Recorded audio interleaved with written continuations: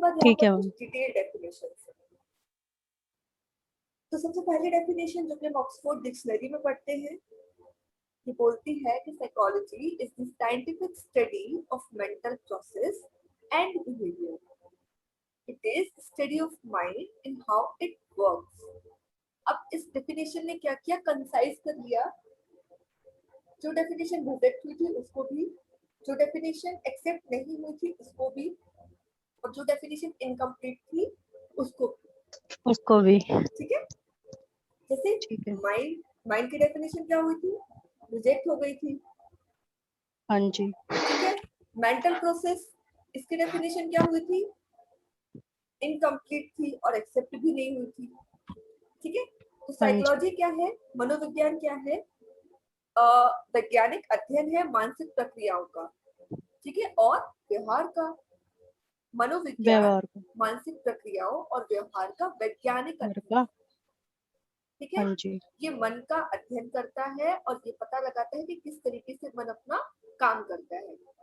काम करता है। ठीक है, psychology is the science of human and animal behaviour. ठीक है, साइकोलॉजी किसका विज्ञान हाँ। है, मानव का और जानवरों के मानव व्यवहार का। का। किसका है, मानव का मानव और और जानवरों जानवर के के व्यवहार व्यवहार का। का, which includes the application of this science to solve human behavior। जो क्या इंक्लूड करता बिहेवियर। है, जो क्या इंक्लूड करता है, एप्लीकेबल करता है साइंस और ह्यूमन बिहेवियर को मैम। हाँ, उसको उसकी सॉल्व हम कैसे करेंगे। सोल। हाँ। ठीक है, ओके। ये डेफिनेशन किसने दी, डब्ल्यू हैमिल्टन ने। किसने डेफिनेशन दी, डब्ल्यू डब्ल्यू है हैमिल्टन ने। हैमिल्टन। तीसरी डेफिनेशन है, psychology is the study of the human mind. मनोविज्ञान किसका वैज्ञानिक अध्ययन है, मानव मन का या मानव मस्तिष्क का। ठीक है, इट्स हाँ जी। फंक्शंस, इसके कार्यों का, specially those affecting behaviour in given context. जो संदर्भ है उसमें जो व्यवहार को प्रभावित करते हैं, जो अफेक्ट करते हैं, उनके बारे में अध्ययन करता है। कौन, हाँ मनोविज्ञान। जी। ठीक है, मनोविज्ञान। अगली डेफिनेशन है जो बोलती है, psychology is the scientific study of behaviour and mental process in how they are affected by an organism, physical state, mental state and external environment. State अब ये क्या बोल एनवायरमेंट। रहा है कि मनोविज्ञान जो है ये मानव व्यवहार का, ठीक है, ये व्यवहार का अध्ययन करता है, वैज्ञानिक अध्ययन करता है, मानसिक प्रक्रियाओं का अध्ययन करता है। यहाँ पर ना ही एनिमल इंक्लूड है, ना ही प्राणी को ह्यूमन इंक्लूड है।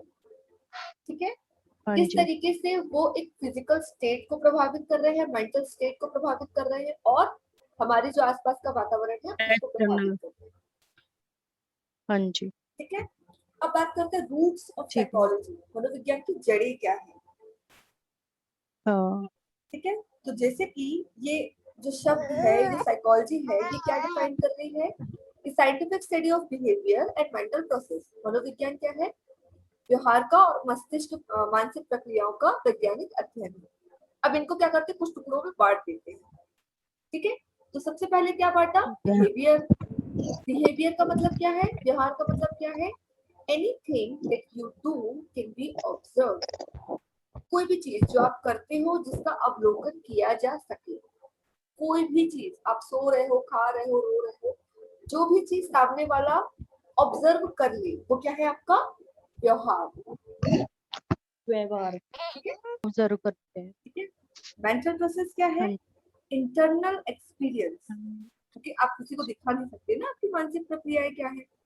ये क्या है, एक हाँ आंतरिक जी। अनुभव है, जैसे आपके विचार, फीलिंग्स, है ना, जो भी आप फील कर रहे हो, सेंसेशंस, परसेप्शन, आप परसेप्शन। जो भी देख रहे हो या समझ, जो भी आप देख परसीव रही है। कर रहे हो। ठीक है, हाँ अब जी। ये क्या है, सिस्टमेटिक स्टडी है, रब्बत अध्ययन है ना। Systematic systematic study. Collection and examination of data, किसी कलेक्शन का, हाँ जी। सिस्टमेटिकली कलेक्शन किसी चीज का, और एग्जामिनेशन ऑफ डाटा, किसी डाटा का परीक्षण। ठीक है, एम्पिरिकल एविडेंस, ये क्या है, एक तरीके का एम्पिरिकल एविडेंस है। ठीक है, हाँ जी। टू सपोर्ट और डिस्प्रूव क्या करेगा, या तो ये सपोर्ट करेगा किसी चीज को या फिर डिस्प्रूव करेगा किसको, किसी हाइपोथेसिस को, यानी किसी हाँ परिकल्पना जी। को, जिसको हम इजी लैंग्वेज में क्या बोल सकते हैं, प्रेडिक्शन। rather than परीक्षण। depending on common sense, मतलब हम वहां पर कॉमन सेंस नहीं लगाएंगे, हमारे पास जो भी कलेक्टिव डाटा है, जो भी एग्जामिन डाटा है, जो भी किसी फैक्ट को सपोर्ट कर रहा है या फिर रिबट कर रहा है, या डिस्प्रूव कर रहा है, ठीक है, किस चीज को, हाँ जी। प्रेडिक्शन को या फिर हाइपोथेसिस को, ठीक है। ठीक है। हाँ, तुमको भी पढ़ाए।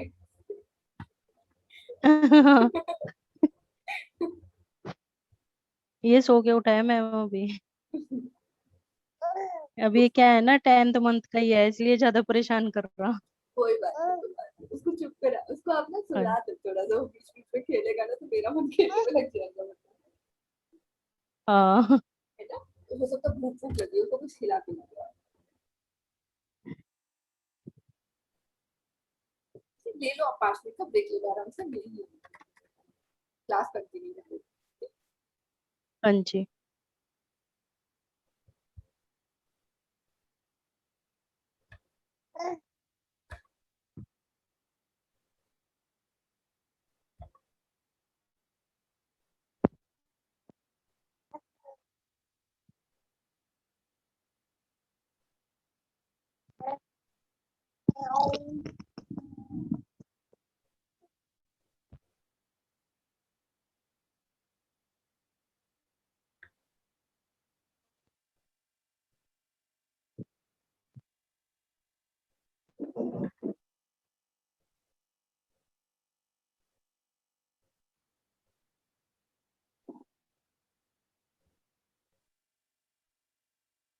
ऐसा भी कर सकते हैं, यदि आपको प्रॉब्लम ना हो तो आप अपना माइक म्यूट कर दो, हाँ जी, मैं म्यूट ही कर देती हूँ। बीच बीच में भी कुछ लगे तो आप पूछ बस मैं लेना। इसलिए नहीं करती हूँ ना मैम, कि थोड़ा आपको भी रेस्पॉन्स मिलता रहे। लेकिन अभी बच्चा तंग कर रहा तो म्यूट ही करना पड़ेगा। हाँ इसकी आवाज आएगी ना, आप डिस्टर्ब हो गए फिर उससे। हाँ, इसीलिए इसीलिए। हाँ जी।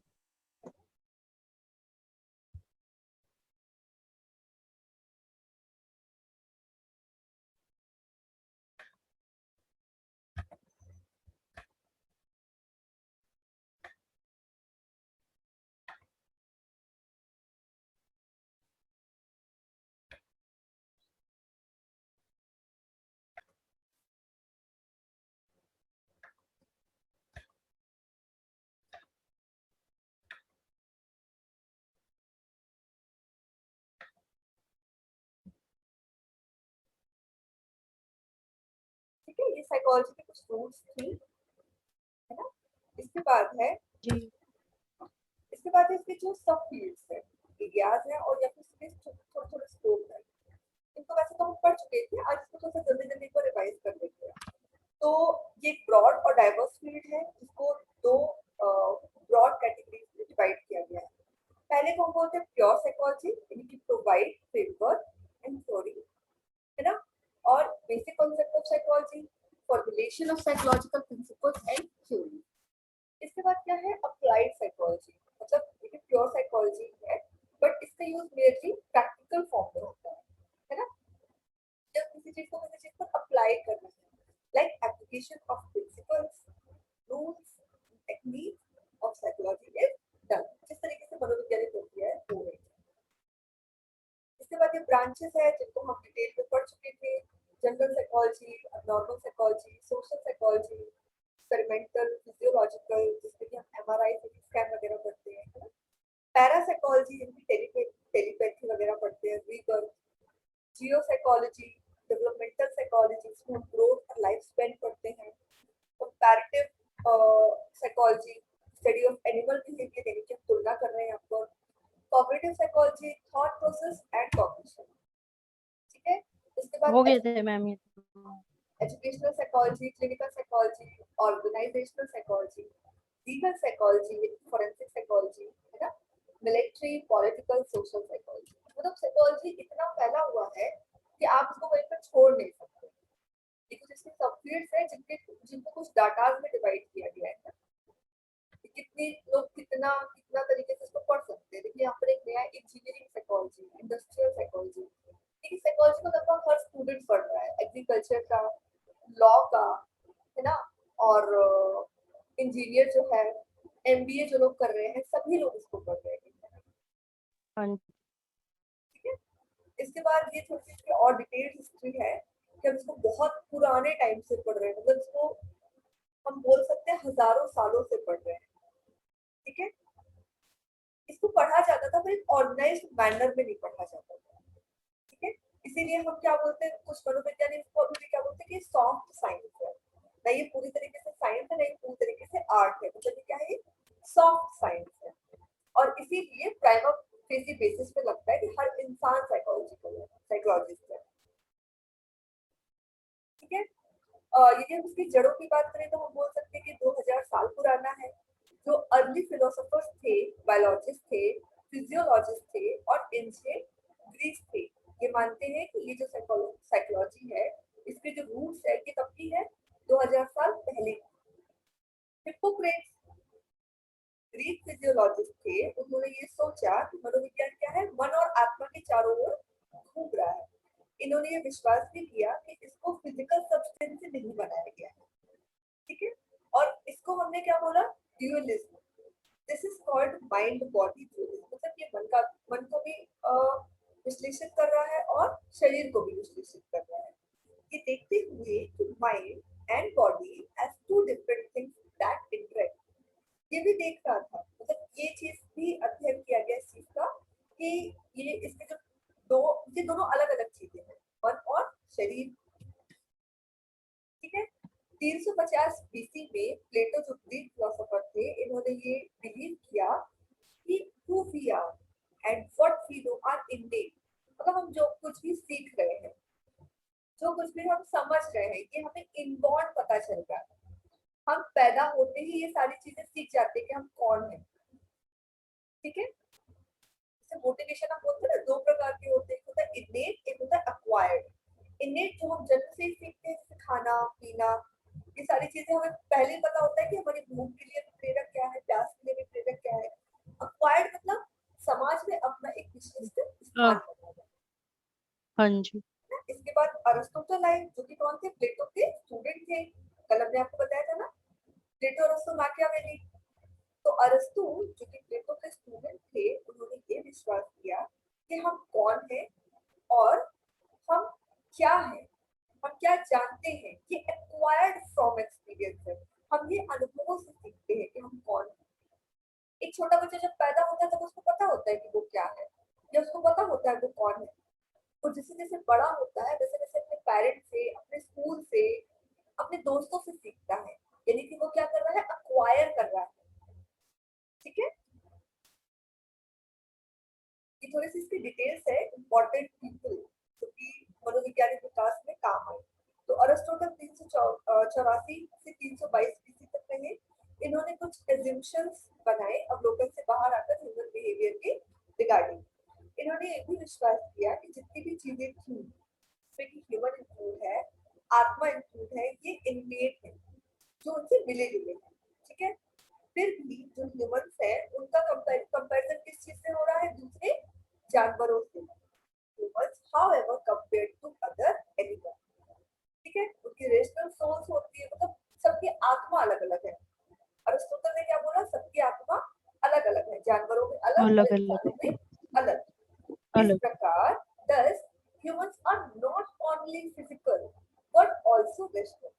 इस प्रकार ये कहा गया कि मानव जो है सिर्फ फिजिकल नहीं है, एक रैशनल भी है, उसमें विविधता भी है। He also theorized about learning, memory, motivation, emotion, perception and personality। और इसीलिए उन्होंने बोला कि जो सिद्धांत है वो लर्निंग के लिए है, मेमोरी के लिए है, मोटिवेशन के लिए है, इमोशन, परसेप्शन और पर्सनैलिटी। ठीक है, इसके बाद रेने डिस्कार्ड्स आए।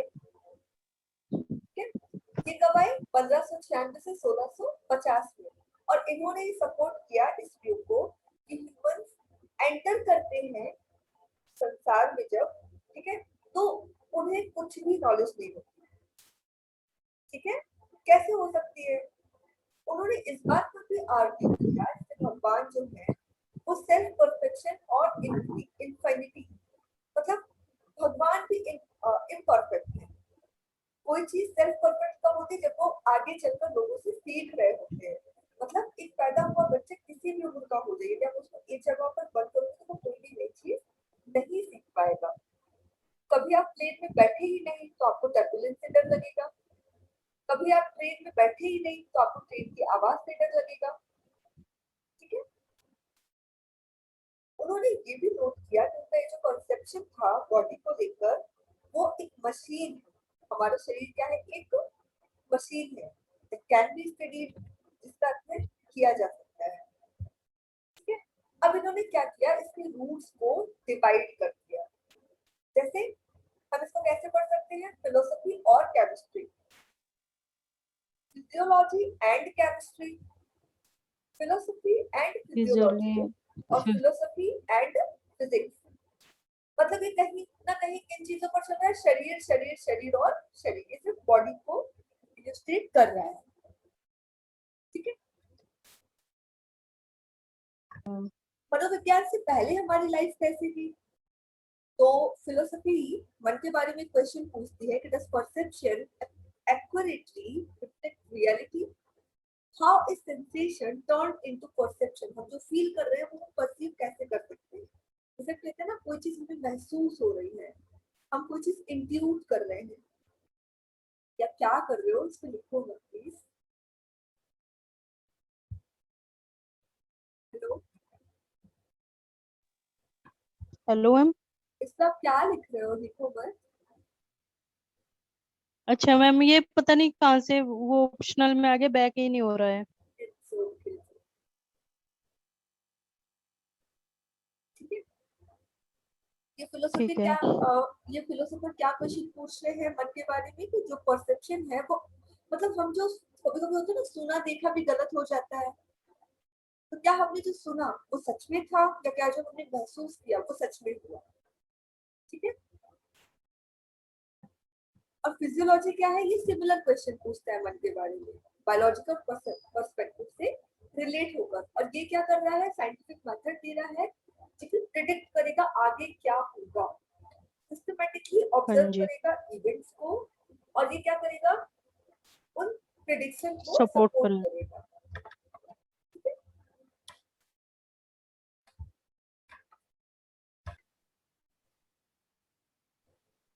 ठीक है, ये क्या कर रहा है? इसके प्रोसेस के बारे में बात कर रहा है।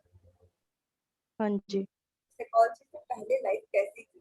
ये थी या तो फिलोसफी के आगे पीछे घूमती थी, या फिर फिजियोलॉजी के आगे पीछे घूमती थी, है ना? और ये जो डिस्कार्ड्स थे कि बिलीव करते थे कि मन और शरीर के बीच में क्या है? कि कोई लिंक, क्या है?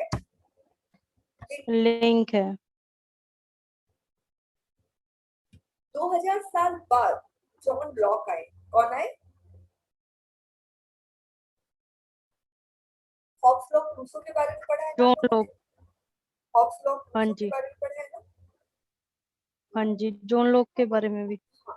तो जॉन लॉक आए, ये इन्हीं का पूरा नाम है, लॉक का। ये 6 लोग 9 लोग चलते थे ना, Plato, Aristotle, Machiavelli, Hobbes Locke Rousseau और बेंथम, हीगल और हाँ जी। मार्क्स। ये रूसो किसके बारे में बात करते थे? जॉन मतलब जो हॉब्स लॉ रूसो के किस बारे में बात करते थे? सोशल कॉन्ट्रैक्ट के बारे में। किस बारे में बात करते थे? सोशल कॉन्ट्रैक्ट के बारे में, कि हम समाज में जिस तरीके से रह कॉम्प्लेक्स। रहे हैं तो हमें एक समझौता करना पड़ेगा। क्या करना पड़ेगा? समझौता करना पड़ेगा। मतलब हमें समाज से भी डील करना है, तो हमें अपनी इच्छाओं को मारकर या सामने वाले की इच्छाओं को मारने के लिए उसको कन्विंस करना पड़ेगा। ठीक है, मेनली सोशल कॉन्ट्रैक्ट के बारे में बात कर रहे हैं। इन तीनों ने मिलकर कौन सी थ्योरी दी? Theory of social contract. ठीक है। तो 2000 साल बाद जॉन लॉक ने और रे डिस्कार्ड्स ने एक सिमिलर आर्गुमेंट किया। जॉन लॉक ने बिलीव किया कि जो नॉलेज है वो ऑब्जर्वेशन से आती है। जॉन लॉक ने क्या बोला? जो हमारी नॉलेज है वो जोन। ऑब्जर्वेशन से आती है, एंड व्हाट वी नो हाँ जी। Comes from experience. और जो हम जानते हैं वो कहाँ से आता है? हमारे अनुभवों से आता है। ठीक है। नॉलेज कहाँ से आ रही है? ऑब्जर्वेशन से। और हम जो ऑब्जर्वेशन जानते से, हैं वो कहाँ से आ रहा है? एक्सपीरियंस से। अनुभव से, ठीक है। एक्सपीरियंस से। जैसे हाँ जी, साइकोलॉजी एक सब्जेक्ट है, ये आपकी नॉलेज है। पर साइकोलॉजी के अंदर क्या क्या है, उसका डिटेल स्टडी क्या क्या है, ये आप कहाँ से सीख रहे हो? एक्सपीरियंस से, उसको पढ़कर। हाँ जी, ठीक है। उन्होंने एक टर्म पॉइंट किया जिसको नाम दिया टैबुला रासा। क्या नाम दिया? टैबुला रासा, जिसका क्या मतलब है? जैसा, ब्लैंक स्लेट, खाली स्लेट। हमारा मन क्या है? एक खाली स्लेट है। हम जो भी सीख रहे हैं वो कैसे सीख रहे हैं? नॉलेज से, जो कि ऑब्जर्वेशन से आ रही है, और एक्सपीरियंस से। ठीक है। Mind is like a blank slate in which the environment rights upon. हमारा मन क्या है? एक खाली स्लेट की तरह है जिसके ऊपर वातावरण या पर्यावरण कुछ लिखता है। ये कौन बोल रहा है? लॉ। ये कौन बोल रहे हैं? लोग, लॉ। इसके बाद आते हैं रेन डिस्कार्ड्स। ये क्या बोल रहे हैं? ये विश्वास रखते हैं कि हम जो सीख रहे हैं या हम जो जानते हैं वो हम जन्म से ही जानते हैं। मतलब बच्चा पैदा हुआ, उसको पता है उसकी मम्मी कौन है, उसके पापा कौन है, साइंस क्या है। हम्म, ये पॉसिबल हाँ है? जी, नहीं है। हाँ, ठीक है। यानी कि इनके ऊपर ओवर रूल किसने किया? लॉ की थ्योरी ने। ठीक है। इन्होंने फोकस किया अपनी रिसर्च पर कि किस तरीके से नर्वस सिस्टम जो है वो रिस्पॉन्ड करता है। हाँ जी, किस तरीके से हमारा नर्वस सिस्टम जो है वो रिस्पॉन्ड करता है। अभी नर्वस सिस्टम को भी हम लोग ना डिटेल में पढ़ेंगे, बच्चा पैदा होता है तब की अवस्था से लेकर। और ये हाँ बोलते हैं जी, कि I think therefore I am. मैं ऐसा सोचता हूँ, इसलिए मैं ऐसा हूँ। हम बोलते हैं ना, आप कैसे भी दिखो, जस्ट सोचो कि हम ब्यूटीफुल हैं, थिंक ब्यूटीफुल। वो सोच रहा है कि हम खूबसूरत हैं, इसलिए उसको लगता है कि हम खूबसूरत हैं। और हमेशा ये थ्योरी काम नहीं करती है। हम सोचने लगे कि हाँ हम जी, गधे हैं, इसका मतलब ये थोड़ा कि हम गधे हैं। हाँ पीठ जी, चाहिए, बड़े बड़े कान चाहिए, चार पैर नीचे चलने हाँ, वाले चाहिए, है ना। हाँ, 17वीं शताब्दी में जो फिलोसोफर आए, उन्होंने इस चीज पर विश्वास किया कि हमारा मन जन्म से एकदम खाली होता है। कैसा होता है? जन्म से एकदम खाली होता है। खाली और होता, जो बहुत सारी नॉलेजेस होती है that comes through sensory experiences, वो कहाँ से आती है? Sensory experiences. सेंसरी का मतलब क्या होता है? सेंसरी मेमोरी पढ़ते हैं हम समृद्धि, लोग। संवेदी। हाँ जी, मतलब हमें नहीं पता क्या चीज गर्म है जब तक वो हमसे टच ना हो। हमें उसी से पता चलेगा ना, जब टच करेंगे। टच करेंगे। हमारे सेंस ऑर्गन कौन से हैं? नाक, कान, आँख, जीभ, त्वचा। ठीक है, 5 होते हैं ना। ओके। तो मतलब 17वीं शताब्दी के जो फिलोसोफर्स थे, उन्होंने बोला मन हमारा एकदम खाली होता है, लेकिन जो विज्ञान हमें मिलता है वो कहाँ से मिलता है? सेंसरी एक्सपीरियंस से। एक छोटा बच्चा जिसे कुछ भी नहीं पता, बस इतना पता है क्या गर्म है, क्या ठंडा है, क्या खट्टा है, क्या मीठा है। उसके बाद ग्रीक फिलोसोफर्स आए, जिन्होंने बोला कि हमारी जो बुद्धि है वो इनहेरिटेड है। वो कैसी है? इनहेरिटेड है। ठीक है। इनहेरिटेड, मतलब इन्हें बहुत होशियार है, इसका मतलब ये है हमारे पापा, दादा, नानी, मम्मी, ये लोग होशियार रहे होंगे, इसीलिए हम होशियार हैं। पर कभी कभी ये थ्योरी भी उल्टी पड़ जाती है। जरूरी नहीं है डॉक्टर का बेटा डॉक्टर ही हो। जरूरी है हाँ क्या? जी, नहीं, नहीं है। है ना। एग्जाम्पल हम ले सकते हैं प्रकाश पादुकोण। वो बैडमिंटन प्लेयर थे, पर उनकी बेटी दीपिका पादुकोण कौन है? ये एक्ट्रेस है।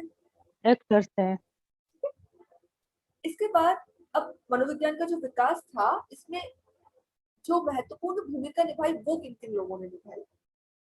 सबसे पहले कौन है? Charles Darwin. Darwin, Charles Darwin जो किसके जनक है? डार्विन, किसके जनक है? डार्विनवाद के। ठीक है। ये कब आए? 1809 से 1882 में। He is the author of the law of natural selection. सामान्य जो चयन होता है, प्राकृतिक चयन, उस नियम के ऑथर है। और थ्योरी ऑफ इवोल्यूशन, इन्होंने जो एवोल्यूशन की जो थ्योरी थी उसको भी इन्होंने परफॉर्म किया है। He inspired the psychological school of thought, तो क्या था, फंक्शनलिज्म, जो प्रकार्यवाद का सिद्धांत था ना, उसके जनक थे। कौन थे? Charles Darwin. ठीक है। इसके बाद आए फ्रांसिस गैल्टन। कौन आए? Francis Galton. प्लेटोन 1822 में ये आए, मतलब 1822 से 1911 तक ये रहे। He was concerned with the study of individual difference, जो अंतर्वैयक्तिक जो अंतर है, डिफरेंसेस है, ये उसके लिए आए स्पेशली। ठीक है। He was considered as the father of mental test.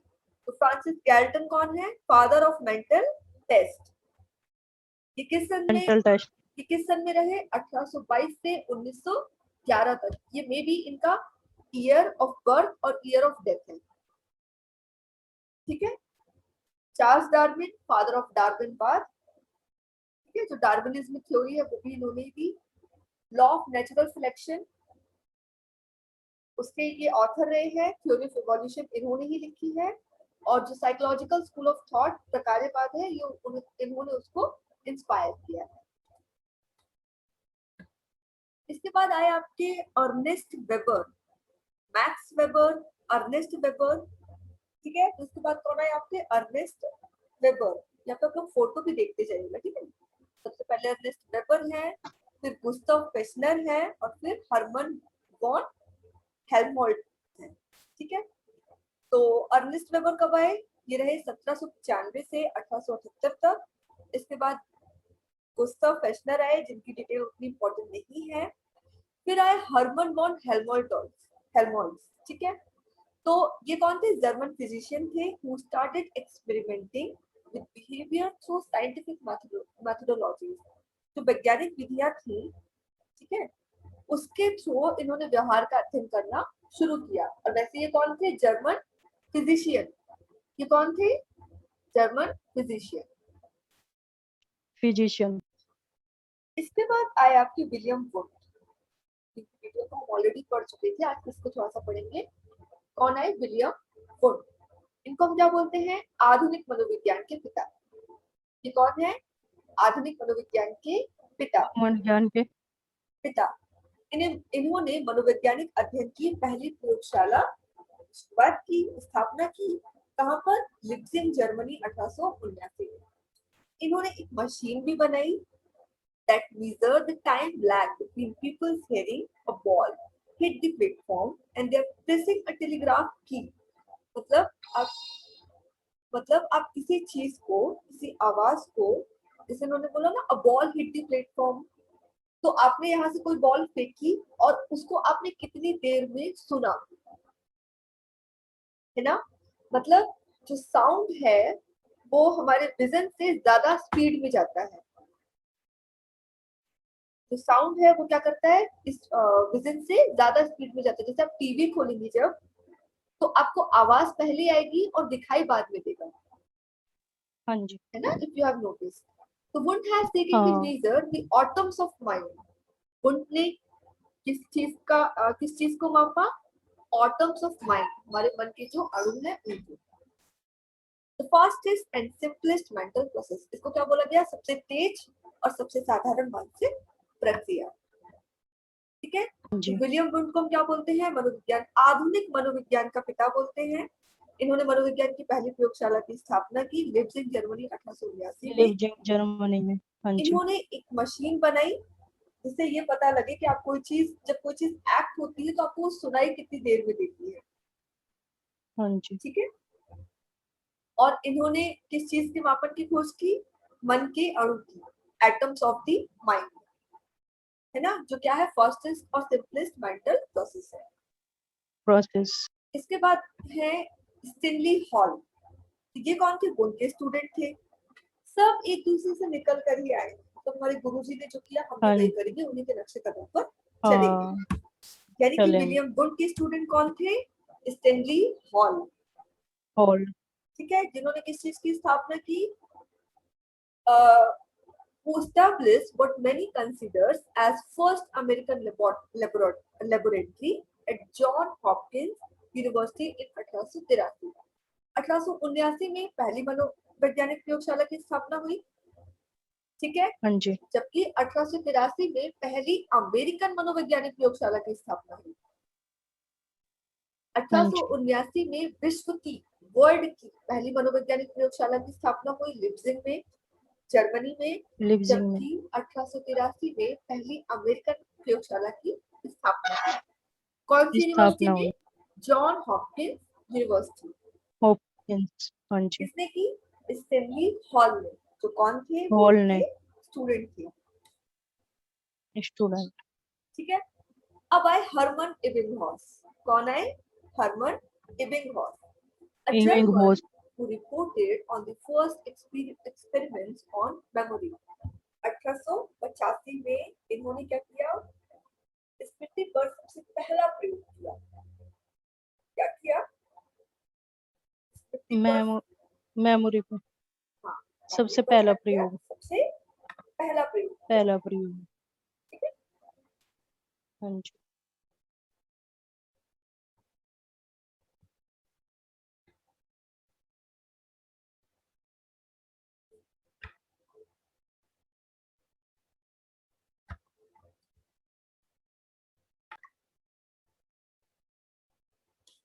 Hello, हाँ जी, सॉरी फॉर द डिस्टर्बेंस, ठीक है। तो पहले हो गए विलियम क्विन, उनके बाद उनके जो स्टूडेंट थे वो कौन थे? Stanley hall. उसके बाद हरमन एबिंगहॉस, जिन्होंने सबसे पहले मेमोरी पर एक्सपेरिमेंट किया 1885 में।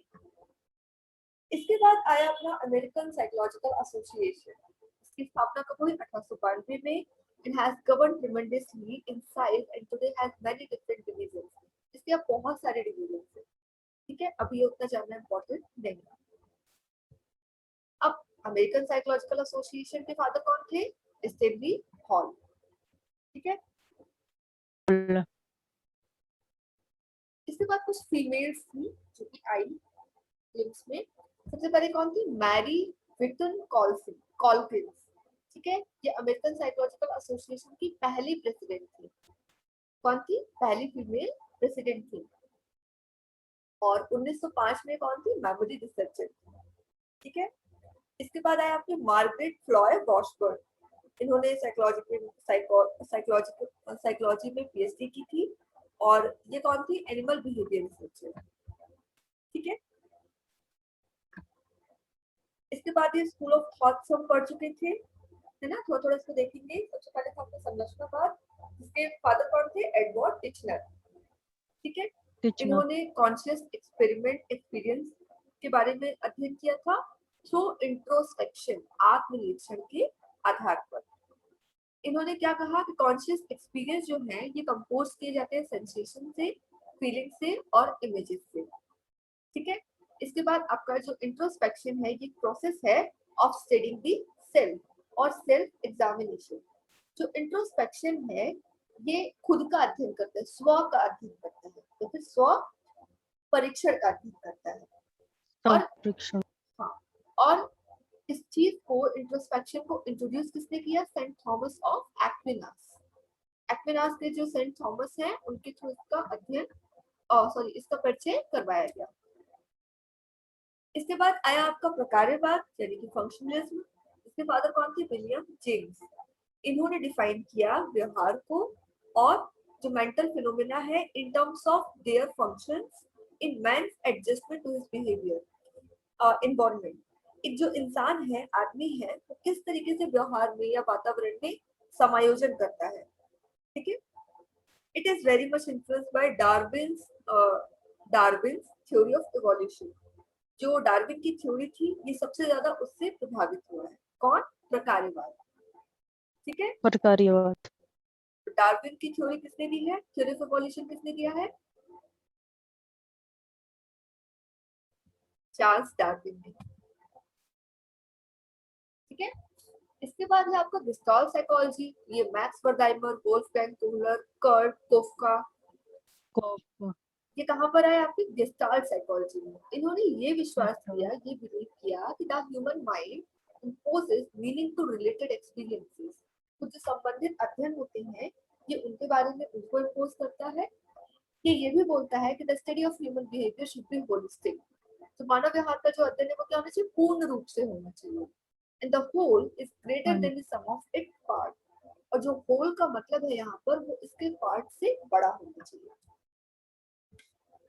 ये तीनों की फिक्स है, फिर एग्जाम में अच्छा है, फोटोज नहीं आती। इसके बाद है बिहेवियरिज्म यानी कि व्यवहारवाद। व्यवहारवाद के जनक कौन थे, जॉन बी वॉटसन।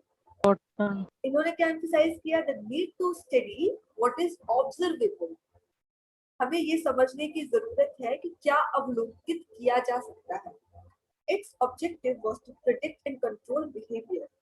ये क्या करता है, हम एक नियंत्रित व्यवहार को किस तरीके से नियंत्रित करें उसको ये क्या कर रहा है, प्रिडिक्ट कर रहा है।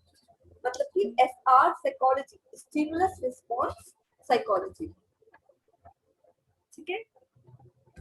इसके बाद है आपका साइको एनालिसिस, जिसको किसने दिया था, सिगमंड फ्राइड ने। तो much of our behavior is governed by unconscious motive and primitive biological instinct. It considered all human basically would like to gain pleasure and avoid pain. ठीक है। मतलब हमारा जो बहुत सारा बिहेवियर है वो हमारे किस चीज से गवर्न हो रहा है, अचेतन अभिप्रेरक से या अचेतन प्रेरक से। ठीक है। और प्रेरक, ये बायोलॉजिकल जो इंस्टिंक्ट्स हैं उनसे भी प्रिमिटिव हो रहा है। ये कंसीडर करता है साथ जितने भी मानव हैं वो क्या कर रहे हैं, पेन को अवॉइड करने के लिए जो भी प्रेशर को गेन कर रहे हैं। ठीक है। तो बोलते हैं ना, कुछ पाने के लिए किसी चीज को खोना पड़ता है। हाँ अब जी, यहाँ पर एक जनरल वे में उसका मतलब दिया है कि कौन किसके सन में आया। तो वुंट ने प्रयोगशाला की स्थापना कब की, 1879 में। उसके बाद जेम्स कब अच्छी आए, 1890 में। फ्राइड कब 1990 आए, में, 1900 के डिलीशन में। 1900 में, वॉटसन कब आए, 1913 में। और मैक्स बर्दाइमर कब आए, 1950 में। 50 में, इसके बाद है कुछ कंटेम्परेरी अप्रोचेस, उपागम क्या है इसके। तो सबसे पहला है neuroscience, views behaviour from the perspective of biological functioning. पर जो भी जैविक प्रक्रियाएं हो रही हैं वो किस चीज का आधार है, न्यूरोसाइंस का।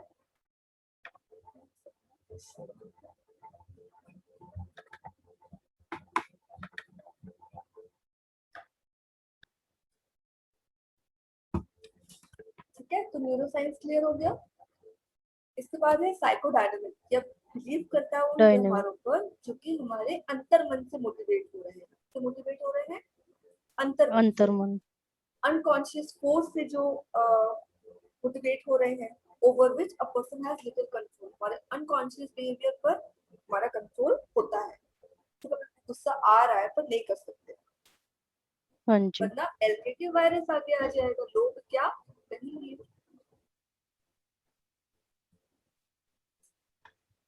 ठीक है।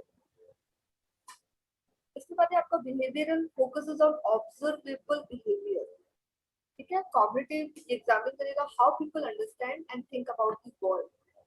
फिर वर्ड, ह्यूमनिस्टिक है, ये क्या कंटेन करेगा, that people can control their behaviour and that they naturally try to reach their full potential. आप थोड़ा सा अपने आस पर कंट्रोल करो, आपका कल बहुत अच्छा होगा। यही बोल रहे हैं ना ये, पीपल कैन हाँ कंट्रोल जी, देयर बिहेवियर। आप अपने व्यवहार पर थोड़ा बहुत कंट्रोल कर सकते हो और वो क्या होगा, नेचुरली कोशिश करेगा, अपने आप ही कोशिश करेगा अपने फुल पोटेंशियल पर पहुंचने के लिए।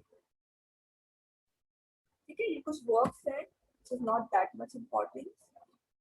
ये स्पेशलिटी है साइकोलॉजी की कि आप किस तरीके से इसमें आगे बढ़ सकते हो। रिसर्च है, कॉग्निशन है, इंडस्ट्री है, सोशल डेवलपमेंट है, स्कूल है जिसके लिए आप लोग कोशिश कर रहे हैं, क्लिनिकल कम्युनिटी काउंसलिंग है और बहुत सारी चीजें। ठीक है। इसके मेथड्स हैं। तो सबसे पहला मेथड क्या है, इंट्रोस्पेक्शन मेथड।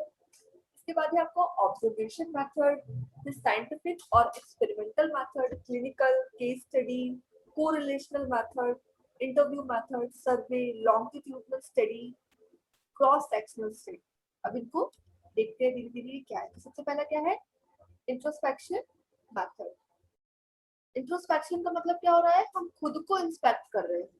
क्या कर रहे हैं, हाँ जी, खुद को इंस्पेक्ट कर रहे हैं। इंस्पेक्ट, तो हाँ पहला जी। क्वेश्चन यहाँ पर रेज होता है, historically introspection is the oldest method of all, यानी कि आपकी मनोवैज्ञानिक विधियों में सबसे प्राचीन विधि कौन सी है? Introspection method, introspection method. which was formerly used in philosophy, इसको सबसे पहले कहाँ पर यूज किया गया? फिलोसफी में, एंड देन इन में साइकोलॉजी, और बाद में कहाँ पर यूज किया गया? साइकोलॉजी इन में। साइकोलॉजी। क्यों? To collect data about the conscious experience of the subject, किस लिए किया गया? ताकि आप डाटा को कलेक्ट कर सकें, डाटा। आपके जो हाँ जी। चेतन अनुभव है उनके बारे में। इंट्रोस्पेक्शन का मतलब होता है देखना, किसको? खुद को, देखना खुद परसेल्फ को, और सेल्फ, आत्मनिरीक्षण, और आत्म अवलोकन। ठीक है, अवलोकन। ये क्या समझता है? To understand one's own mental health and the state of mind, ये खुद की मेंटल हेल्थ को समझता है, और स्टेट ऑफ माइंड, आपकी मन की अवस्था क्या है उसको भी समझता है। ये जो मेथड है वो डेवलप किसके थ्रू किया गया? स्ट्रक्चरलिस्ट इन साइकोलॉजी, यानी कि जो संरचनावादी थे उनके थ्रू। उनके who द्वारा। defined हाँ, who defined psychology as the study of conscious experience of the individual। तो ये बोलते हैं कि मनोविज्ञान व्यक्ति के जो चेतनापूर्ण अनुभव है उनका अध्ययन करता है। And introspection has some advantages and some disadvantages, ये तो कॉमन चीज है। यहाँ पर क्वेश्चन क्या निकल कर आ रहा है कि आपका जो इंट्रोस्पेक्शन मेथड है वो सबसे पुराना मेथड है, ठीक है, जिसको पहले फिलोसफी में यूज किया और बाद में मनोविज्ञान में यूज किया गया। इसका उद्देश्य क्या था? डाटा को कलेक्ट करना आपके कॉन्शियस एक्सपीरियंसेस के बारे में। इंट्रोस्पेक्शन का मतलब क्या होता है? खुद को देखना, खुद का निरीक्षण करना, खुद का अवलोकन करना। अवलोकन करना। ठीक है, और ये जो मेथड है वो किसके थ्रू डेवलप हुआ है? संरचनावादियों के द्वारा। स्ट्रक्चर। हाँ जी। ठीक है, इसके मेरिट्स क्या है? तो इसके मेरिट्स और डिमेरिट्स आप पढ़ लीजिएगा, है ना, कुछ खास नहीं है, ये एग्जाम में नहीं पूछेगा। हाँ जी। अगला है आपका ऑब्जर्वेशन मेथड, मतलब आप अवलोकन विधि क्या है? ये बोलता है कि development of psychology as an objective science of behaviour, जो विकास का विज्ञान है ये क्या है? एक ऑब्जेक्टिव साइंस है, इस चीज का, व्यवहार का। और ये जो विधि है, व्यवहार का। The method of introspection was replaced by careful observation of human and animal behavior। जो इंट्रोस्पेक्शन का मेथड है उसको बहुत सावधानी पूर्ण तरीके से रिप्लेस किया गया, किस चीज से? मानव और पशुओं के व्यवहार से। व्यवहार से। ऑब्जर्वेशन का लिटरली मतलब है खुद से बाहर देखना, मतलब खुद में मत खोए रहो, थोड़ा बाहर की चीजों को भी देखो। बाहर। हाँ जी। ये बहुत इंपॉर्टेंट है डाटा को कलेक्ट करने के लिए, almost all types of research की, तभी आपको ऑब्जर्वेशन काम आएगा ना। ठीक हाँ है, जी। अब जब वो क्या हो रिसर्च। सकती है? रिसर्च कैसी हो सकती है आपकी? डायरेक्ट भी हो सकती है, इनडायरेक्ट भी हो सकती है, शेड्यूल्ड भी हो सकती है, अनशेड्यूल्ड भी हो सकती हाँ जी। है, नेचुरल भी हो सकती है, और आर्टिफिशियल भी हो सकती आर्टिफिशियल भी हो सकती है। है। ठीक है, जैसे पढ़ाने और पढ़ने का, आर्टिफिशियल। पढ़ाने और पढ़ने की जगह क्या है? स्कूल या कोचिंग। पर we form the way of online classes, मतलब ये क्या तरीका हो गया आपका? आर्टिफिशियल, ये नेचुरल नहीं है। पार्टिसिपेंट हाँ। और नॉन पार्टिसिपेंट, कभी कभी किसी को पता भी नहीं होता है और हम उस पर कोई ना कोई टेस्ट अप्लाई कर रहे होते हैं, जिनको क्या है? नॉन पार्टिसिपेंट है। ठीक है, और यहाँ पर ऑब्जर्वेशन के टू टाइप्स हैं। कितने टाइप्स हैं? दो तरीके। पहला दो तरीके। नेचुरल ऑब्जर्वेशन है, कुछ बच्चे ग्राउंड में खेल रहे हैं और आप उनको बाहर से देख रहे हो, यहाँ पर वो बच्चे क्या है? नॉन पार्टिसिपेंट है। जो आपका तरीका है वो नॉन शेड्यूल्ड है, कोई शेड्यूल नहीं था, बच्चों को पता नहीं था क्या होने वाला है। ये सारी चीजें क्या है आपकी? Natural observation. इसके बाद पार्टिसिपेंट ऑब्जर्वेशन, कि आप जिसको ऑब्जर्व कर रहे हो उसको पता है कि क्या हो रहा है। ठीक है, हाँ जी। और इसमें आप क्या कर रहे हो? साइंटिफिक टेक्निक का यूज कर रहे हो, डाटा कलेक्ट कर रहे हो, आप किसी बच्चे से कोई डिटेल फिल करवा रहे हो, जो जिसका रिजल्ट क्या होगा? वेरीफाइड होगा, और जो भी इसके बिहेवियरल प्रॉब्लम्स होंगी उन पर रिलायड होगा। हाँ ठीक है, जी। उसके बाद मैरिट डिमेरिट्स है जो कि हर चीज की होती है, ये एग्जाम में नहीं आएगी। यहाँ पर ये है कि जब हम लोग ओटी सॉल्व करेंगे ऑप्शनल क्वेश्चंस तब थोड़ा सा इसको देख लेंगे। इसके बाद आपका क्या है साइंटिफिक मेथड। ऑब्जर्वेशनल मेथड के बाद क्या है आपका scientific method. Scientific method A form of critical thinking based on careful reasoning and controlled observation। ठीक है, मतलब आपका जो भी क्रिटिकल को आलोचनात्मक जो भी आपकी सोच है किस आधार पर केयरफुल रीजनिंग और कंट्रोल ऑब्जर्वेशन। आप किसी चीज में अच्छाई बताओगे तो ये बताओगे यहाँ पर कमियां क्या है। हाँ जी ये क्या है आपका साइंटिफिक मेथड।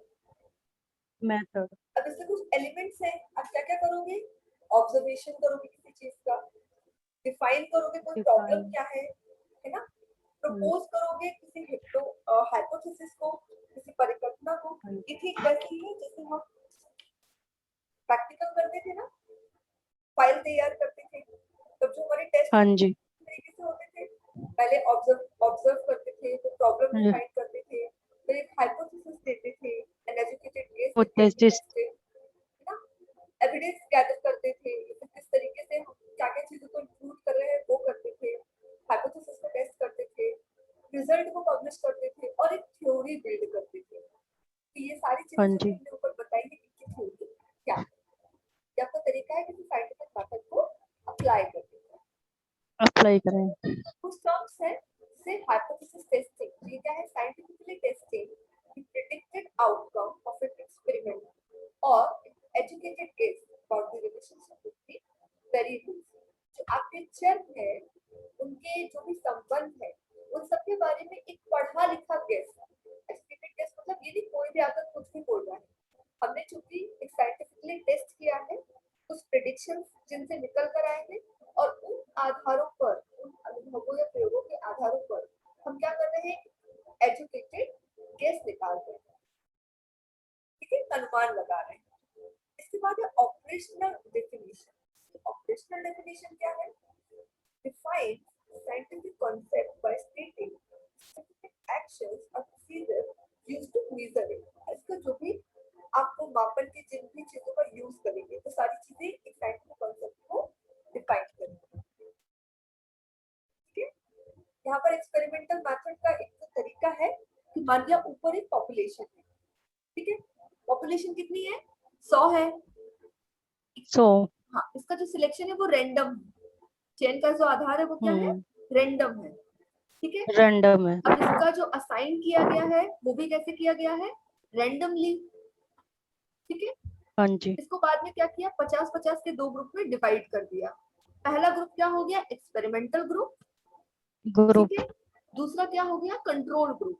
कंट्रोल ग्रुप मतलब पहले ग्रुप को हम क्या करेंगे एक्सपेरिमेंट करेंगे और दूसरे ग्रुप को हम क्या करेंगे कंट्रोल करेंगे, ठीक है। जो आपका एक्सपेरिमेंटल हाँ ग्रुप जी था इसको हम ट्रीटमेंट देंगे, ये एक इंडिपेंडेंट वेरिएबल क्या है, जो आपका एक्सपेरिमेंटल ग्रुप है इंडिपेंडेंट वेरिएबल्स है, जबकि जो आपका नियंत्रित ग्रुप है नियंत्रित जो समूह है वो क्या है इसका कोई ट्रीटमेंट नहीं है, ठीक है, इसमें कोई भी ट्रीटमेंट आप नहीं दे रहे हो। फिर क्या करेंगे आपके एक्सपेरिमेंटल ग्रुप को कंट्रोल ग्रुप से क्या करेंगे कंपेयर करेंगे, किस आधार पर डिपेंडेंट वेरिएबल के आधार पर। अब इसका जो कंक्लूजन है वो क्या होगा, any difference between the experimental group and the control group is due to treatment received by experimental group. जो भी डिफरेंस आपका निकलेगा किसके बीच में एक्सपेरिमेंटल ग्रुप और कंट्रोल ग्रुप के बीच में, आपने इस आधार पर एक्सपेरिमेंटल ग्रुप के आधार पर जो भी आपने प्रयोग किए हैं उन आधारों पर ये प्राप्त होगा। ये क्या है आपका एक्सपेरिमेंटल मेथड, ग्रुप ठीक है। मेथड सॉरी अब ये पहले क्या था इसके 6 बेसिक एलिमेंट थे, है ना, तो पहला क्या हो गया पॉपुलेशन, आपने डिफाइन कर दिया कि प्रॉब्लम क्या है, फिर उसको आपने सिलेक्ट कर लिया, ये हो गया आपका दूसरा स्टेप, ठीक है।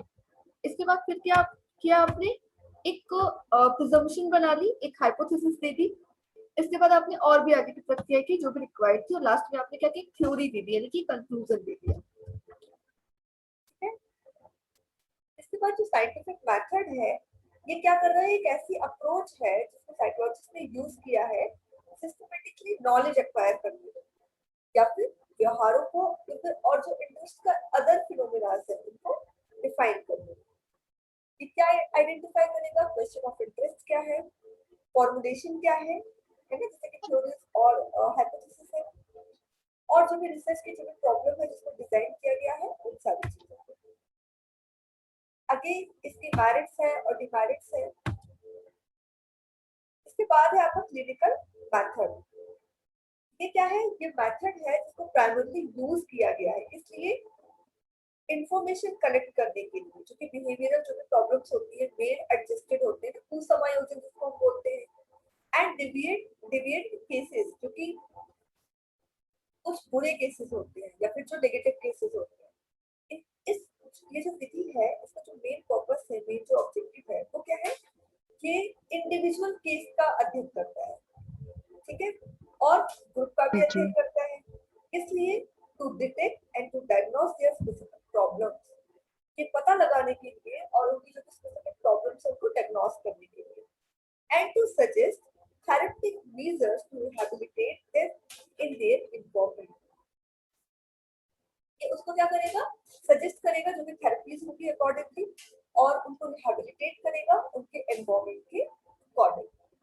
अब ये क्लिनिकल मेथड होगा कैसे, इंटरव्यूज होंगे, ठीक है, कुछ हाँ सूचनाएं जी, इकट्ठी की जाएगी, कुछ हाइपोथेसिस फॉर्मुलेट हाइपोथेसिस, किए जाएंगे उस टेस्ट के बेसिस पर, जैसे एंजाइटी नोसिस, टेस्ट वगैरह किया, कुछ डायग्नोसिस बनाई जाएंगी और ट्रीटमेंट प्लान किया जाएगा। क्या किया जाएगा, ट्रीटमेंट प्लान किया ट्रीटमेंट जाएगा। प्रोग्राम।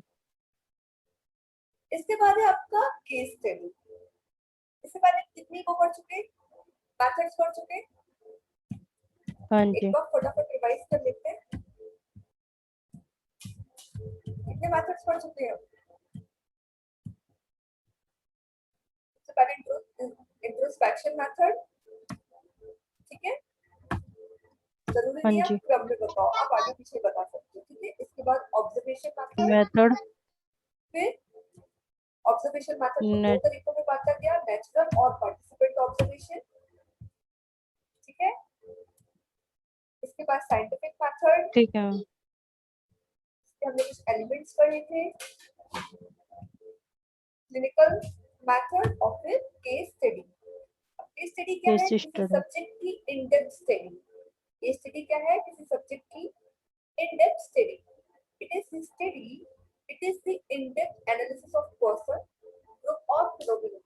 कोई भी जो आपका फिनोमेना है, ग्रुप है और पर्सन है, उससे क्या कर रहा है, इन डेप्थ अध्ययन कर रहा है। क्या कर रहा है, इन इन डेप्थ अध्ययन कर रहा है, कर रहा है। ठीक है। ये क्या इंक्लूड करता है, एक वैरायटी ऑफ टेक्निक्स इंक्लूड कर रहा है, are employed including personal interviews, ठीक है। कैसे करेगा, इंटरव्यूज कंडक्ट होंगे, कुछ साइकोमेट्रिक टेस्ट होंगे, डायरेक्ट ऑब्जर्वेशन होंगे, अचीवेबल रिकॉर्ड्स होंगे, ठीक है। हाँ जी, केस स्टडी है कि साइकोलॉजी में मोस्टली क्लिनिकल रिसर्च जब हम करते हैं ना, उनको डिस्क्राइब करने के लिए आगे आता है। हाँ, क्वेश्चन यहाँ से क्या राइज होगा, जो केस स्टडी है स्पेसिफिकली कहाँ पर यूज हो रहा है, एजुकेशन साइकोलॉजी में। एजुकेशन कहाँ पर यूज हो रहा है, psychology, educational education psychology, psychology. ये कुछ इसके पॉइंट्स हैं जिन बेसिस पर जो स्टूडेंट्स है वो डील करते हैं, जैसे lack of interest in students, aggressive behaviour, दिन में सपने देखना, poor academic performance, emotional problem, social problem, pathetic understanding, find the problem, establish support and treatment, ठीक है। स्टूडेंट्स की यही प्रॉब्लम होती है ना, और क्या प्रॉब्लम होती है। इसके बाद है आपका कोरिलेशनल मेथड, सहसंबंधात्मक विधियां। ये क्या इन्वॉल्व करता है, the correlational method involves systematically measuring the relationship between two or more variables। दो या दो से अधिक चरों के बीच का जो अध्ययन है, उनका जो क्रमबद्ध मापन है, उसके बारे में बात करता है कौन, कोरिलेशनल कोरिलेशन मेथड। मेथड, इसका कोएफिशिएंट क्या है, +1 -1। क्या है, +1 -1, यानी कि किस तरीके एंड के हो सकते हैं, पॉजिटिव भी हो सकते हैं और नेगेटिव, नेगेटिव भी हो सकते हैं। जो जीरो जीरो है, इसकी कोई वैल्यू नहीं है। ठीक है, ये क्या है आपका +1 -1। ठीक है, ये क्या है, कुछ डाटास है जिसको जो ये बताते हैं कि आपका जो पॉजिटिव कोरिलेशन है वो क्या है और नेगेटिव कोरिलेशन है वो क्या है। जब किसी चीज में आप आगे की तरफ बढ़ रहे हो वो आपका कौन सा संबंध बता रहा है, पॉजिटिव पॉजिटिव। और किसी चीज में आप पॉजिटिव फिर भी ऊपर की तरफ बढ़ रहे हो तो वो आपका क्या बता रहा है, नेगेटिव कोरिलेशन। अब यहाँ पर नेगेटिव कोरिलेशन और पॉजिटिव कोरिलेशन दोनों को अलग अलग टर्म में डिफाइन करेंगे। जैसे इंटेलिजेंट टेस्ट, यदि वो पॉजिटिविटी की तरफ जा रहा है तो वो अच्छा है, और लेवल ऑफ इंटरेस्ट यदि यदि हाई जा रहा है तो वो क्या है, बुरा है। ठीक है, यदि इंटेलिजेंस टेस्ट किसी का हाई जा रहा है, किसी का 130 आईक्यू लेवल है तो वो अच्छा है, जबकि किसी का लेवल ऑफ स्ट्रेस यदि हाई जा रहा है तो वो क्या है, बुरा है। बुरा है। ठीक है, संबंध बता रहे हैं ना। चलिए, पॉजिटिव कोरिलेशन क्या है। पॉजिटिव कोरिलेशन जैसे कि ये पाया जाता है इंटेलिजेंस एंड एकेडमिक अचीवमेंट के लिए। तो यदि ऊपर की तरफ जा रहा है, अच्छा संबंध है, उच्च धनात्मक सहसंबंध, तो ये अच्छी बात है। लेकिन यदि इम्यून सिस्टम की फंक्शनिंग हो रही है और वहां पर आपको हाई मार्क्स मिल रहे हैं, मतलब वो अच्छी बात नहीं है। ठीक है, आपको मैथ के एग्जाम में 100 में से 99 नंबर मिले, ये बहुत अच्छी बात है। पर आपको कहीं पर एंजाइटी टेस्ट हो रहा है और वहां पर आपको 100 में से 80 नंबर मिले, तो वो कैसी बात है, अच्छी कि बुरी। नेगेटिव, बेकार। ठीक है, ये क्लियर हो गया आपका कोरिलेशन। इसके बाद है आपका इंटरव्यू मेथड। ठीक है, इंटरव्यू का मतलब क्या होता है, साक्षात्कार, फेस टू फेस होता है। तो एक पर्सन है फ्रेड एन कार्लिंगर। कौन है, फ्रेड फ्रेड एन एंड कर कार्लिंगर, जो कि क्या बोलते हैं कि the interview is perhaps the ubiquitous method of obtaining information from people। ये जो इंटरव्यू है ये शायद एक ऊपरी विधि है लोगों से नॉलेज लेने के लिए। It has been and is still being used in all kinds of practical situation। एक इंटरव्यू मेथड का यूज आप किसी भी प्रैक्टिकल सिचुएशन में कर सकते हो। ठीक है, यानी कि अब आपके सामने ऑप्शन दे दिए गए कि जो प्रैक्टिकल सिचुएशंस में या हर तरीके की प्रैक्टिकल सिचुएशंस में आप इन ऑप्शन में से कौन से मेथड का यूज कर सकते हो। तो ऑप्शन है आपके सामने experimental, clinical method, observational method और इंटरव्यू मेथड। तो ऑप्शन क्या होगा आपका, इंटरव्यू मेथड। मेथड। ओके, इसके बाद रिसेंटली इंटरव्यू को जो यूज किया गया सिस्टमेटिकली किस चीज के लिए, वैज्ञानिक उद्देश्यों के लिए, दोनों जगह पर, प्रयोगशाला में भी और मैदान में भी, फील्ड में भी। मैदान, फील्ड। कार्लिंगन ने ये भी बोला कि एक face to face personal situation है, इंटरपर्सनल सिचुएशन है, जिसमें एक पर्सन जो कि कौन होता है, इंटरव्यूअर होता है, ask a person being interviewed, उस पर्सन से क्वेश्चन पूछता है जिसका इंटरव्यू लिया जा रहा है। तो दो लोग होते हैं इंटरव्यू मेथड में, एक होता है इंटरव्यूअर, ठीक है, यानी कि साक्षात्कार हाँ करता, जी। और दूसरा होता है इंटरव्यूई, जिसका साक्षात्कार लिया जाता है। The respondent question designed to obtain answer pertinent to research problem, क्योंकि उस जो भी रिसर्च प्रॉब्लम है उसका आंसर दे रहा है।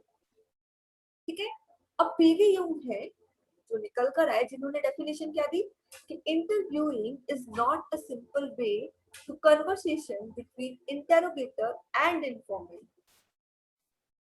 इंटरव्यू में दो एलिमेंट, जो इंटरव्यूअर और इंटरव्यूइंग होते हैं, या फिर जो रिस्पोंडेंट और जो स्पीकर होता है उसके वही सेम कौन होते हैं, इंटरोगेटर जो इंटरोगेट कर रहा है, क्वेश्चन पूछ रहा है, एंड इन्फॉर्मेंट जो सूचना दे रहा है। तो ये डेफिनेशन किसने दी, पीवी यूंग ने दी कि इंटरव्यू पूछने वाले और बताने वाले के मध्य एक सामान्य प्रक्रिया नहीं है। ठीक है, कि किन सारी चीजों को कंक्लूड कर रहा है, gesture, glance, facial expressions, poses often reveal subtle feelings. यानी कि जब आप इसी क्वेश्चन, इसी एग्जाम का जब आप इंटरव्यू देने जाओगे, तब जो इंटरव्यू होगा वो सिर्फ आपकी नॉलेज चेक नहीं करेगा, वो ऑलरेडी आप रिटन एग्जाम देकर क्रॉस कर चुके हैं। वो क्या चेक करेगा? आपका जेस्चर चेक करेगा, आपका ग्लिम्स चेक करेगा, आपका फेशियल एक्सप्रेशन चेक करेगा, और आप जो बोल रहे हो उसके बीच बीच में आप कितने पॉजेस ले रहे हो, रीजनेबल या नॉन रीजनेबल, उन सारी चीजों को वो क्या करेगा? ऑब्जर्व करेगा। ये डेफिनेशन किसने की है? पीवी योंग ने। क्लियर? हाँ इसके बाद जी। इसके कुछ ऑब्जेक्टिव्स है which is not that much important. Interview के कुछ टाइप है, जैसे focused interview, repeated interview, clinical interview, diagnostic interview, research interview and personal interview. Inter her interview का अपना अपना अलग अलग मतलब होता है। फोकस्ड इंटरव्यू जो हम आपसे पूछ रहे हैं, हमारा फोकस बस आप पर ही है। रिपीटेड इंटरव्यू ये चेक करने के लिए कि आपने पिछली बार जो बोला और आप अब जो बोल रहे हो उन दोनों बातों में कितनी समानता है, आप पलट तो नहीं रहे हो अपनी बातों से। ठीक है, इसका एग्जाम्पल हम ये ले सकते हैं, जैसे मान लिया कोई एक्यूज है, ठीक है, उसका उसका एग्जामिनेशन हो रहा है, जो वकील है वो उससे कुछ सवाल पूछ रहे हैं, ठीक है। तो एक जो आपकी साइड का वकील होगा वो आपसे कुछ सवाल पूछेगा, और फिर हम आपसे कुछ सवाल पूछेंगे, मतलब आपसे एक ही चीज दोबारा पूछी जा रही है। तो क्या हो रहा है? आपका जो इंटरव्यू है वो रिपीट हो रहा है। क्या हो रहा है? रिपीट हो रहा है। ये चेक करने के लिए कि आपने कल क्या बोला था और आप आज क्या बोल रहे हो, है ना। बोलते ना जो गवाह है वो अपनी बातों से पलट गया, वो इसीलिए चेक करने के लिए होता है। इसके बाद है आपको क्लिनिकल इंटरव्यू। आप जब किसी डॉक्टर से मिलने जाते हो या उनको दिखाने जाते हो, तो आप उनको बता रहे होते हो कि आपको क्या प्रॉब्लम्स है। वो क्या है आपका? Clinical interview. Interview diagnostic interview, अब डॉक्टर आपको बता रहा है कि आपका डायग्नोसिस किस तरीके से होगा। इसके बाद है रिसर्च इंटरव्यू। कोई हमें एक्सपेरिमेंट करना है इसलिए हम आपका इंटरव्यू ले रहे हैं, कोई हमें सर्वे करना है इसलिए हम आपका इंटरव्यू ले रहे हैं। ले और रहे इसके बाद last and least not the least क्या आता है? आपका पर्सनल इंटरव्यू, आपका वैयक्तिक साक्षात्कार, सिर्फ आपसे आप ही के बारे में जानना है और उसका किसी और से कोई कनेक्शन नहीं है। नहीं होगा। ठीक है।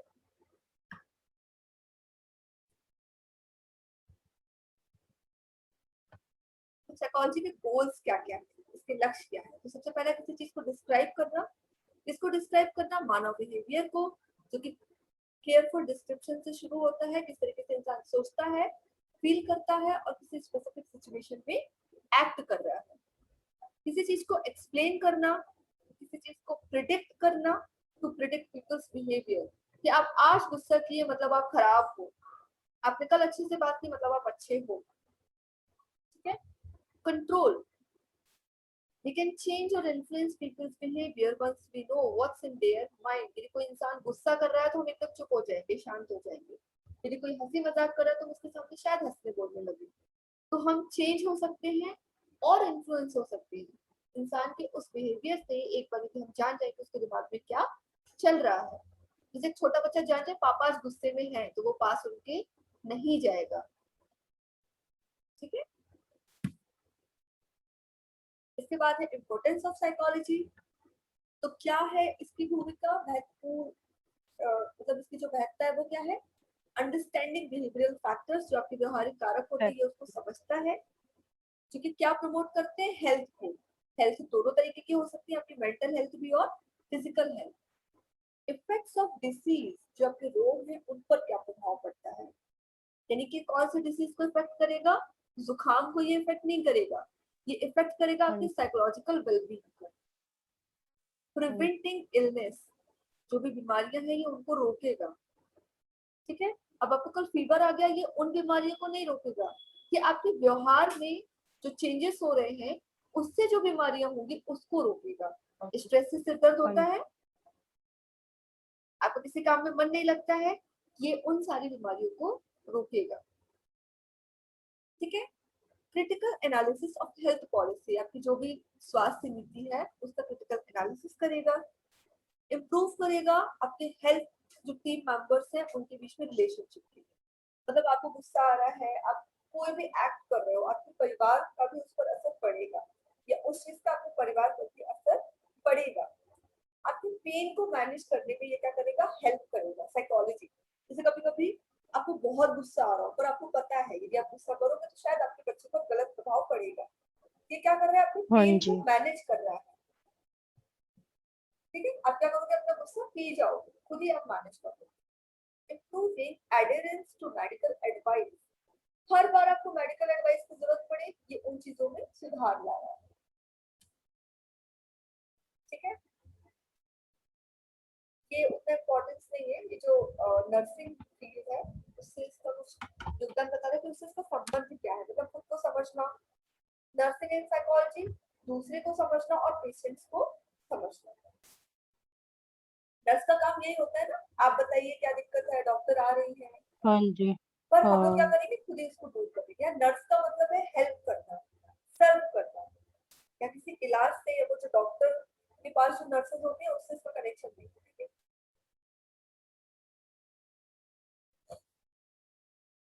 इसके बाद क्या है, ये डेवलप करेगा और मैच्योर करेगा, और जो विकास की जो स्टेजेस है उनके थ्रू लर्न करेगा, लर्निंग एंड मोटिवेशन। जब वो पर्सनैलिटी। हम लोगों को जरूरत पड़ती है किसी चीज को सीखने की, जानने की, तब हम किसी चीज को जान रहे हैं, क्या करेगा, पर्सनालिटी और बिहेवियर में चेंज करेगा।